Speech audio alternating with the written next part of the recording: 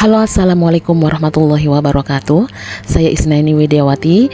Kali ini kita akan membahas filsafat ilmu dan isu kontemporer pendidikan nasional. Yang pertama yang akan kita bahas adalah makna pilar dalam konteks pendidikan sebagai dasar atau tiang penguat sistem pendidikan. Dalam konteks pendidikan, pilar adalah fondasi, tiang penyangga, atau prinsip utama yang menopang berdirinya seluruh sistem pendidikan agar berjalan efektif dan bermakna. Elemen-elemen ini memastikan tujuan pendidikan untuk membentuk karakter dan potensi peserta didik dapat tercapai dengan kokoh.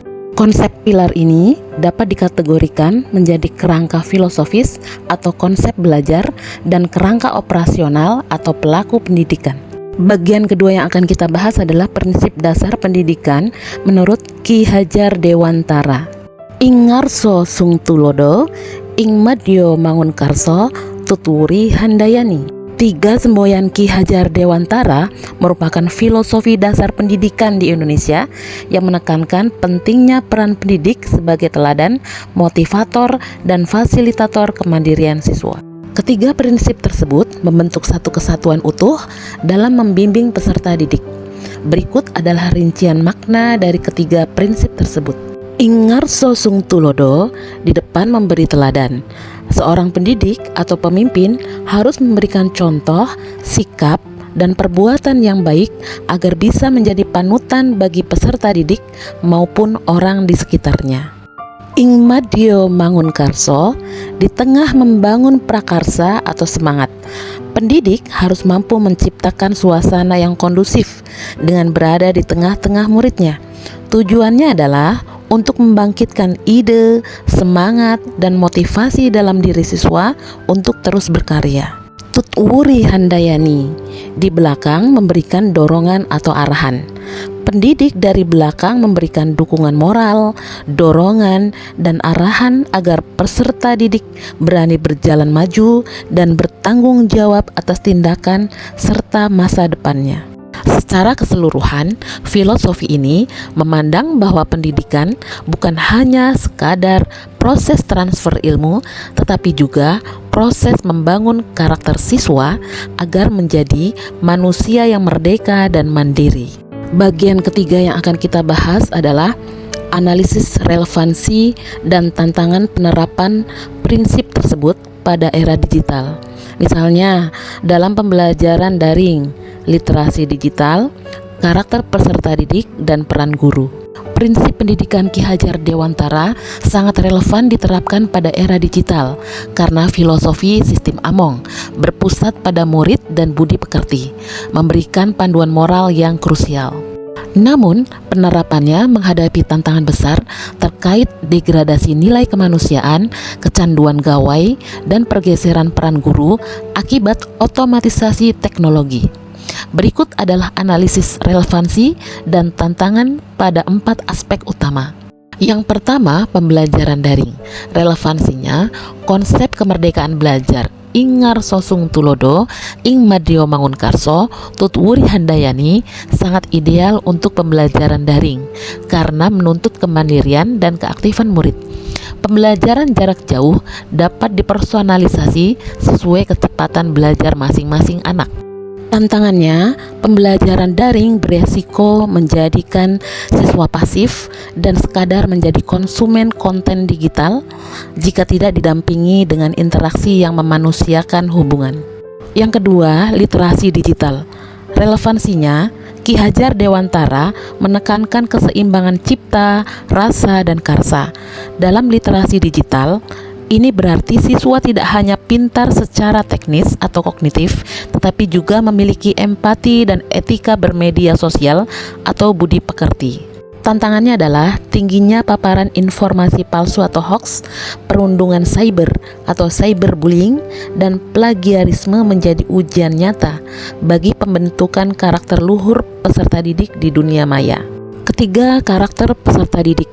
Relevansinya, nilai 3N, niteni, niroke, nambahi, sangat relevan untuk memandu kebiasaan peserta didik dalam mengamati, meniru, dan memodifikasi informasi di internet secara kritis dan kreatif. Tantangannya, ancaman individualisme dan hilangnya kepekaan sosial karena kecanduan gawai, asocial behavior, karakter gotong royong, dan sopan santun seringkali luntur akibat budaya interaksi di ruang digital yang cenderung bebas. Yang keempat adalah peran guru. Relevansinya, trilogi kepemimpinan guru. Ing ngarso sung tulodo, di depan memberi teladan, ing madyo mangun karso, di tengah membangun semangat, dan tutwuri handayani, di belakang memberi dorongan, membuktikan bahwa guru tidak tergantikan oleh kecerdasan buatan AI. Peran guru bertransformasi dari sekedar penyampai materi menjadi fasilitator, motivator, dan teladan etis. Tantangannya adalah tuntutan penguasaan keterampilan digital atau digital skills yang cepat bagi para pendidik.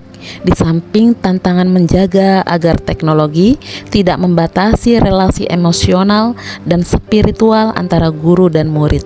Bagian keempat atau bagian terakhir yang akan kita bahas adalah refleksi singkat bagaimana pilar tersebut dapat menjawab persoalan-persoalan pendidikan nasional saat ini. Pilar pendidikan Ki Hajar Dewantara, trilogi pendidikan, dan tri pusat pendidikan menjadi fondasi penting untuk mengatasi tantangan pendidikan nasional saat ini, seperti krisis karakter dan kesenjangan akses belajar. Berikut adalah refleksi singkat relevansi pilar-pilar tersebut. Ing ngarso sung tulodo, di depan memberi teladan, menjawab krisis keteladanan dan moral. Pendidik dan pemangku kebijakan tidak hanya mentransfer ilmu, tetapi harus menjadi panutan karakter, integritas, dan budi pekerti. Ing madyo mangun karso, di tengah membangun semangat atau karsa.